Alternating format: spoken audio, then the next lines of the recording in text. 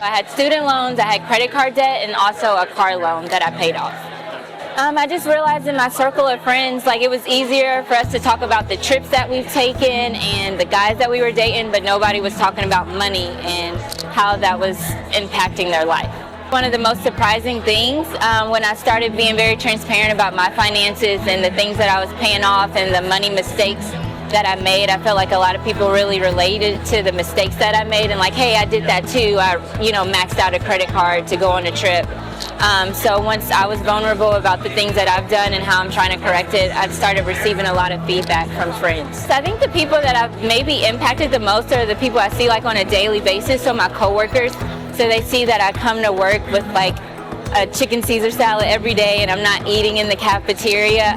So I think them just seeing like my sacrifices of packing a lunch and sticking to my budget really impacted them, and then now I see that they're bringing their lunch and the things that I was doing, they're trying to be more mindful of the money that they're spending, and a lot of them have even asked me like help for budgets, helping them with their budget and what they can do to start paying down debt, and now they're just more conscious of their money choices.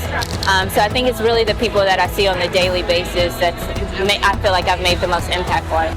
So I think the reason why I started it was very personal, but then when I realized I was helping other people, I just wanted my voice to be heard on an even larger platform. So I started looking for opportunities to tell my story and tell what I'm doing, and I feel like it's just kind of grown since then.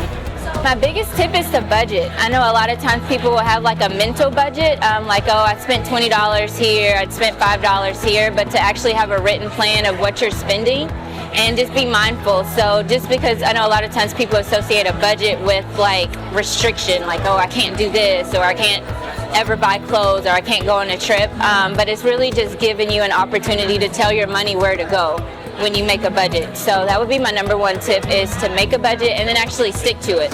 Be disciplined about it. So if you budgeted $120 for entertainment, stick to it, and I think you'll see more progress that way, and you'll be able to make a bigger dent in your debt.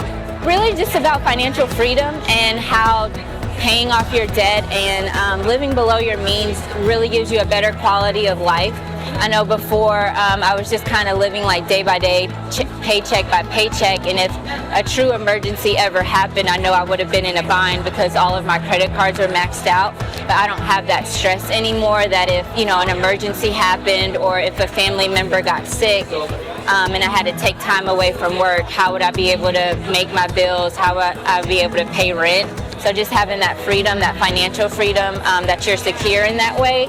And then also I know a lot of my friends who are single, who don't have a spouse to depend on, also has that stress. So I feel like being a single woman, also having financial freedom and having control of your money just instills this confidence in you that I didn't have before. Financial literacy is so important, and it's just something that you just can't find on a college campus, you can't find in a high school. So I think just exposing kids to that. My parents were very mindful of financial habits, so I think that kind of gave me my foundation, but had they not instilled that in me, I'm sure I probably would have made a lot of other money mistakes that I was able to avoid.